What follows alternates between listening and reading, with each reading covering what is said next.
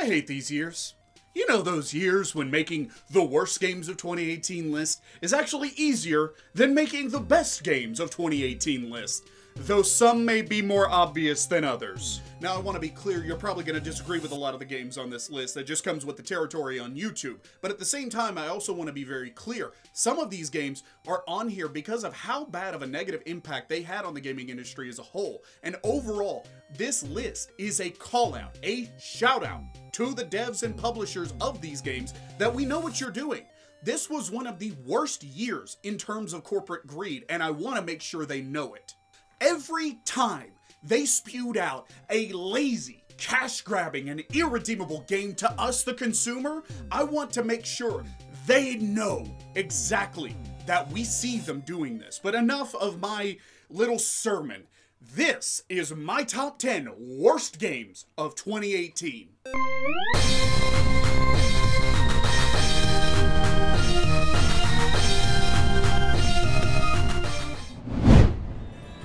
Number 10. Assassin's Creed Odyssey.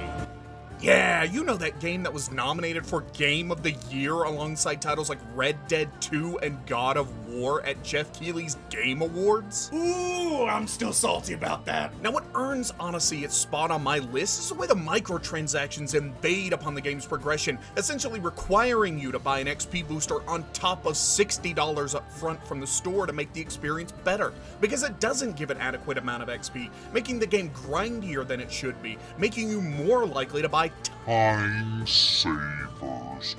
The game is obviously designed around its microtransactions, and it is unabashed in its greed tactics to seep every cent from your wallet. And of course, Ubisoft being one of the premier proponents of the live service model. And not to mention how boring and plain everything feels within this world. And though they did try to add some RPG elements with an armor system along with skills, it's ultimately a false promise. They simply use that to shove time savers down your throat. And it's so sad that when I hear a game like, oh, I don't know, Anthem has multitudes of cosmetics, you could have bet your sweet ass that EA was gonna pump that thing full of loot boxes and monetization. The AAA industry has ultimately poisoned the well of cosmetics and has destroyed consumer trust with this shit business practice, manipulating the game to encourage paying to skip portions of said game, which is why Assassin's Creed Odyssey is on my list. I should never be paying to skip portions of your game. And no, Jeff, Odyssey is not Game of the Year material, you son of a bitch! Number 9. NBA 2K19. Yeah, it's a bit of a personal choice, and I will freely admit that the gameplay has been upgraded fairly well, and I feel like they're at least listening to the fan base on the gaming front. But when I hear you're cutting back your monetization, I fucking expect you to cut the hell back. It costed 200,000 VC, $50 on top of the $60 you already gave them to upgrade your player in my career mode to 85. And when 2K finally says, we're gonna cut back to 190,000, still $50. Wow, 2K, you're just so good to me. You're just so good to us. We don't deserve you. That's like having an abuse victim come to you saying her boyfriend hits her, but you tell her you'll get him to not hit you as hard next time. 2K just rakes you over the coals by splitting your customization between right arm and left arm, etc., meaning you're paying more VC, more money for some goddamn armbands and having ads absolutely fisted into you. Gatorade, Foot Locker, the NBA store. Sadly though, there isn't much you can do about it as 2K has zero competition, as EA would be our only hope to challenge them. And they put fucking loot boxes in NBA Live, not to mention my team in 2K having its own loot boxes. Unless the 2K community itself mutinies against this aggressive monetization, then nothing's going to change. But if you go look at the NBA 2K community on YouTube, I'm not sure that's ever going to happen. NBA 2K19 is just too aggressive in reaching for my wallet for even a fan of the NBA like me to stomach it anymore. Stay well well away from this greedy little cash grab. Number 8. Metal Gear Survive. If you've never had your childhood dreams crushed before, ask any Metal Gear fan what they felt after Metal Gear Survive was announced, and watch as they slowly slip back into that dark abyss called sadness. It's the same place that they go when they see a Metal Gear pachinko machine.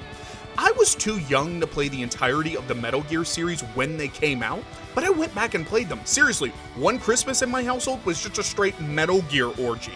I love them. They had their problems, but I still liked them. But seeing Metal Gear Survive, I believe I only felt a fraction of the heartbreak the fans of this series did. Zombie unicorns, laughable AI, boring gameplay, and zombie fucking unicorns. And a robot lady that literally put me to sleep at one point during the game. You know what Guns of the Patriots was missing? Snake pissing into a pot, then boiling and drinking it. Yeah, and then if the bludgeoning of your childhood innocence wasn't complete, they put frickin' microtransactions in there. Buying emotes, boosts, which of course means they made the game grindy as hell. And then, most egregiously, purchasable save slots. Save slots you buy!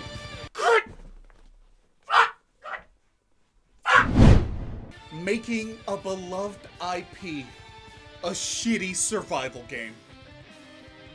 Konami, sincerely, from the deepest pits of my hatred, die in a fucking fire. Number 7. State of Decay 2. Man, Microsoft just couldn't buy a win this year, could they? State of Decay 2 succeeds in its simulation of a dull, dreary world sapped of color and joy. I questioned, why was I continuing? It felt pointless. Why wouldn't my characters simply off themselves? Because I certainly knew I wanted to when playing this game. A limited and largely samey sequel, but samey would mean the game could actually run for more than 5 minutes before shitting the bed. No one was able to play online for quite some time, and even all this time later, barely any content has been added. Microsoft most likely rushed this hot mess out, looking for yet another desperate grab at fans' wallets who just wanted another goddamn State of Decay game. The game could never hold my attention, and by the 5th crash, I had resigned myself to just shit-talking it to all my friends instead of ever trying to get footage for a video review. It sincerely sapped me of all my happiness and joy and replaced it with a serious urge to take a power nap. Number 6. Agony. God damn, no title could have been more apt. Also, headphone users, this is your captain speaking. Please prepare for ear fucking in 3, 2, 1. How do you make hell boring? Think about the first trailer you saw for this game. I know what I saw. A new version of hell. They showed the designs of demons, tormented souls, and the promise of getting the shit scared out and then right back into me. But no, instead of Outlast, set in hell, think Gone Home, set in hell. Look, you want some puzzles? Do some puzzles. I don't care. Do some puzzles, man. Fine. But I'm not here to play Myst, set in hell. I came here for some demons to torment me with my worst nightmares. Torture me should they catch me. But you wanted Myst in hell. Then we got a downgrade in the graphics where everything looks like it's made of latex in a shitty haunted house. And a story where, I shit you not, I was so bored I did not notice the story was happening. Exposition just passed me by as I was playing fucking Angry Birds. I was more scared of the last fucking pig not dying than fucking hell, where you burn for all eternity and your worst nightmares come to life and supposedly probably try to rape you. Now, I'm not saying there aren't some dark and twisted moments, but the game never once inspired fear in me. Not once. Agony ends up a misguided, half-hearted, and just straight lame, as even some moments that are meant to be creepy or scary just come off as awkward or laughable even.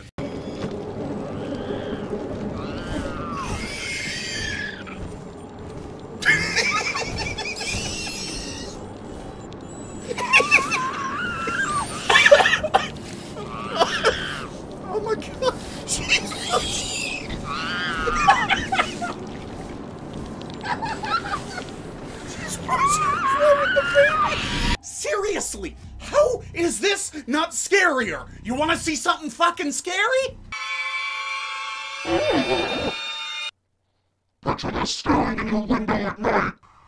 Oh, just as the title says, if you play this game, you will truly experience agony. Number 5. Dynasty Warriors 9. Picture, you're a fan of Dynasty Warriors. And no, you don't look like you have an extra chromosome. Just stick with me, it's a fucking hypothetical for a reason. Okay, so picture it. You're a Dynasty Warriors fan, and Koei Tecmo is telling you about this brand spanking new Dynasty Warriors game. They're telling you about the open world. They're telling you about the flow and trigger attacks that look flashy and badass. You get the entire story of the Romance of the Three Kingdom era again. Sounds great, right? Well then, you would be wrong. Think of a barren wasteland of a world where tigers defy gravity and towers also defy gravity and basic physics. Every character is replaced from their signature weapons and given some form of a ball on a goddamn chain. And the reason for changing all of these weapons? Realism. Woo! Woo! Woo! Woo! Woo! Woo! Woo! Ah! Yeah, when I think Dynasty Warriors, I think fucking realism. This is definitely what it was like in ancient China. I personally have become a fan of the Empire series, and I picked up DW9 just to kind of check out the main series, and have regretted that decision every day since purchasing it. And I think someone said it much better than I ever did. A true fan of the Dynasty Warriors series. One thing I do want to utterly reject is this notion, this ludicrous notion that Dynasty Warriors 9 is ambitious. I'm sick of seeing people talk about, well, it's ambitious. They tried to push the boat out. There's nothing ambitious about chasing a trend years too late and not even half-arsing it, quarter-arsing it at best. There's no ambition here. There's nothing brave or innovative about dumbing down your combat system even more than it used to be, stretching one map out so fucking wide that you're spreading a tiny piece of gameplay butter on massive, like, thousands of square miles of toast. He's completely correct. It's not half-assed, it's quarter-assed at best, like he said. From now on, when you hear the words giant open world, fucking run! You know, as I was writing this, I figured out I was just making a giant commentary on the gaming industry as a whole. The greed, the manipulation, Fuck, I'm running out of metaphors of gaming companies taking my money. Fuck, why didn't I just make this a Fortnite channel? Well, I guess I'm a glutton for punishment. Let's go. Number 4.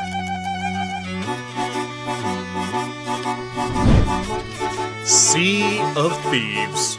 Oh, Rareware, what has become of you?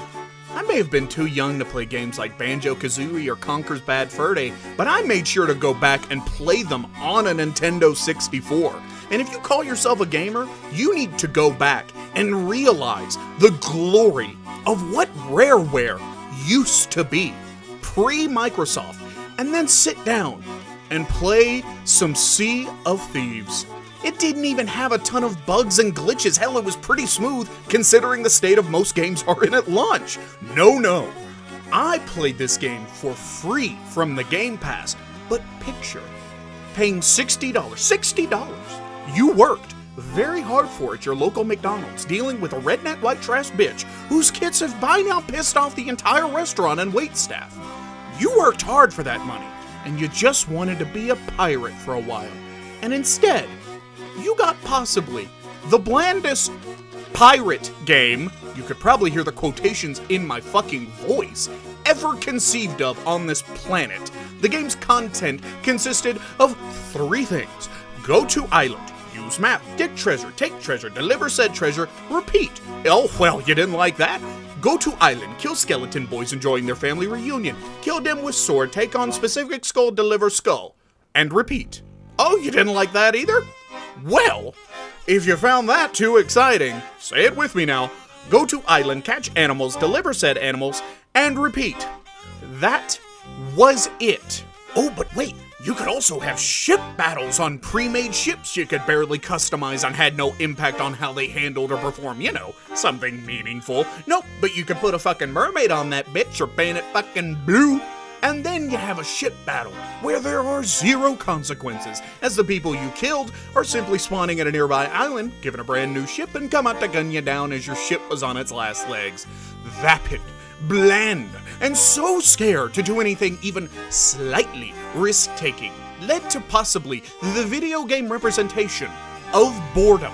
And there are people who had the gall, the fucking mitigated gall, to defend this shit as if Phil Spencer himself had hand-delivered this game to them and proceeded to toss their salad as they drifted off into a power nap from the machine-like repetitiveness of Sea of Thieves gameplay. Phil, you can stop now. Oh, okay. Did you like Sea of Thieves? No, this is just going nowhere. I'm completely flaccid here. Just take this game and get the hell out of here. And work on your fucking technique. That was pitiful. Don't let him see you cry, Phil. I can see you crying over there. Damn it! Number 3.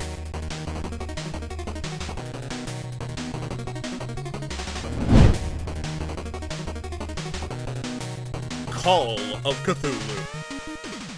Coming from a super fan of the tabletop game, where I have personally gotten thousands of different fetishes, ranging from being turned on by blood to being turned on by eating people. Seriously, if you have never played the tabletop game, you have to put it on your fucking bucket list. I bought the game.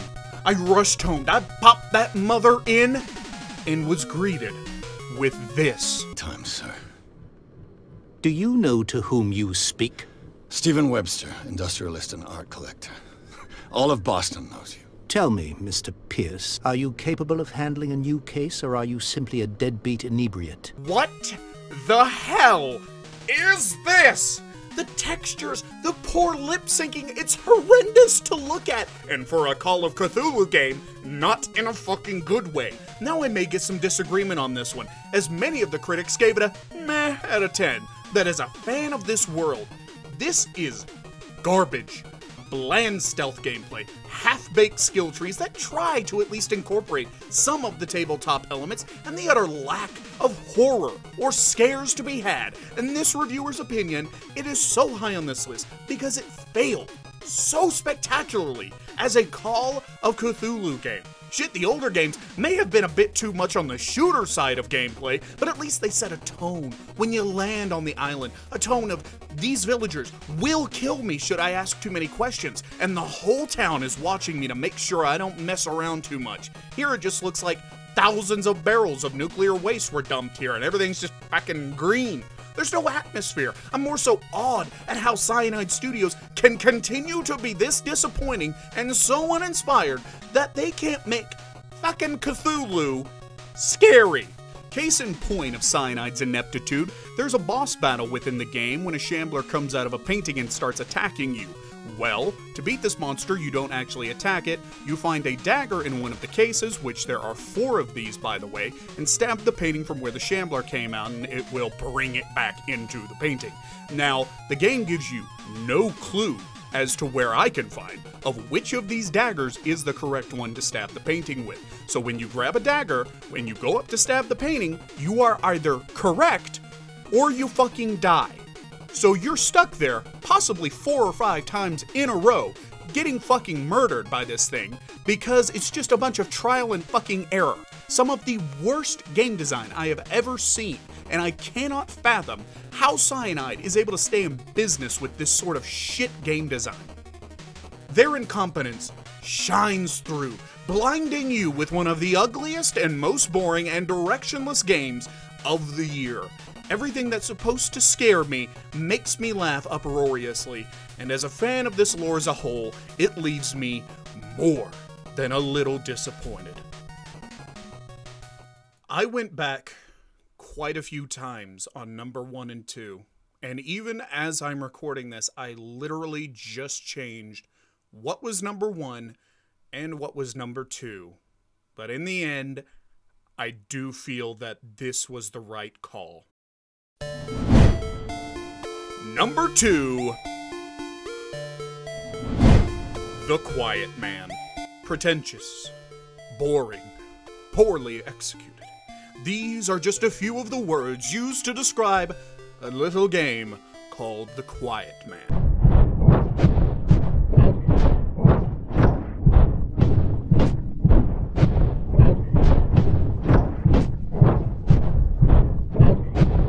No bugs or glitches are the main reason this game makes it to number 2 on my list, though they are present. Sometimes it just comes down to a couple untalented people giving their absolute least to somehow squirt out what could only be described as... That is one big pile of shit. Whether it be the camera controls that sometimes aren't even pointed the correct directions, or the cutscenes that are told from the perspective of a deaf man.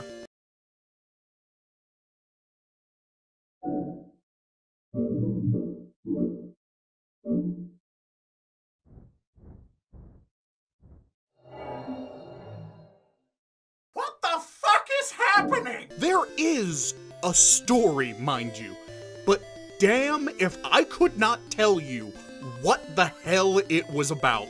Imagine failing so hard as a writer, as an author, that your viewer, your reader, cannot even give a brief layman's synopsis of just what the actual shit this game was about. But at the same time, being so pretentious and so buried in your solo Dutch oven surrounded by your flatulence that you believe you have given a gift to humanity. Believe you are the second coming. You would expect me to be mad describing this game, but I am simply dumbfounded by the complete lack of awareness, the utter ego that must have been in that writing room or that programming office. I would rather watch 1,000 reruns of the Netflix version of Death Note. Shit, that would be like comparing the Mona Lisa to my second grade finger painting. An utter failure to simply tell a story. Think of any story in your goddamn skull. Maybe a story about when you shit your pants one time. Picture yourself retelling that utter masterpiece of storytelling to your friends right now. Congratulations. You have done a better job than people that are fucking paid to do this for a living. And I will simply leave you with this. This is probably, if nothing else has convinced you to this point, I will leave you with this. They had the gall to simply leave you lip-reading the entire game, basically playing a game of blind man's bluff for 6 hours. Then say, at the end of it all, where you literally have no idea what was happening, who the Quiet Man is, and who the fuck these other people are. They say, you can pay to add dialogue and voice lines to the game so you could simply understand what was happening in the story. This is truly one of the worst examples of an artist being so high on their own methane emissions that they may have possibly created an entire reality in which they are the only inhabitant. Truly a sight to behold, and one of. And if you want to put this game number 1, go for it. I will not object if you would like this game to be the worst of all time. The worst of 2018, go for it. One of, if not, possibly, the worst game of 2018. And number 1, and my pick for worst game of 2018, Fallout 76. I had to make a choice on what was the worst game. And seriously, I examined the top 2 games on this list, went back and forth many times, as I said. Now, while The Quiet Man simply fails at everything and attempts to pretentiously slop onto your plate, Fallout 76 for me goes much further.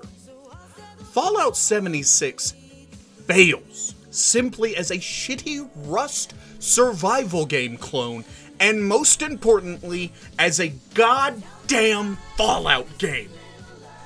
Bugs, glitches, crashes. I'm not talking about bugs unique to Fallout 76. I'm talking about bugs that were in Fallout butt-fucking 4. The complete bastardization of that to a glorified aimbot fluctuating so fast up and down in percentages that it is functionally useless, and thinking that essentially taking Fallout 4's combat, stripping it of its bare-bones story, and plugging it into a fucking Rust clone would be enough to satisfy anyone without the brain of a mental patient is laughable. And if it wasn't so blatant as to bastardize the Fallout formula, it was so fucking idiotic as to add microtransactions to that shit. That's like smacking me in the face with a shovel, then asking if I want to pay extra to be hit with some brass knuckles. I have long been a fan of the Fallout series. Shit, I went back and played the games before Bethesda even owned the damn IP. Shit, do you know how good that sounded to me? You have seriously ruined your relationship with the fans. No one trusts you anymore except the brain-dead asshats who defend this shit. And no, I will not even countenance the fact that I could possibly agree to disagree with you. Fallout 76 is a garbage game. And if you think I'm wrong, you sir, you madam, you have fucking brain damage. You have your head so far up Bethesda's asshole that you are sending a clear message to Bethesda themselves that there is a sect of fans that are willing to stroke their fucking egos and empty their wallets for a half-baked, unfinished piece of shit.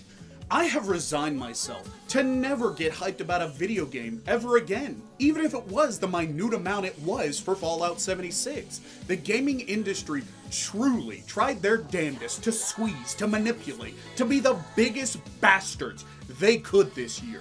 And even though there were only a select few, there are still companies out there, studios out there, ready, willing, and able to give us an amazing experience and give us hours of fun. I'm talking about Devolver Digital, Santa Monica Studios, and Rockstar. Though you best cut back on those microtransactions in Red Dead Online a tad bit. I'm done with this list. As I said, this pretty much devolved into a diatribe about the shittiness of the gaming industry and how a second gaming crash may be what is needed for these asshats to truly see what they have wrought upon themselves. Legislation, not even fucking political change, is enough to get them to figure it the hell out. I have exhausted my grammatical and mental capacity to describe to you the shittiness of the gaming industry, and I'm glad I'm done with this list, as now I can go on to talk about games that deserve to be talked about. I have been TenWise, and this has been TenWise essentially reviews the gaming industry and all of its bullshit practices. If you appreciate the hours that I spent, the mental capacity I expended to dive deep into the gaping maw that is the industry's bullshit, then please leave a like, subscribe, and if you made it this far into the video, I really appreciate it, and thank you for watching.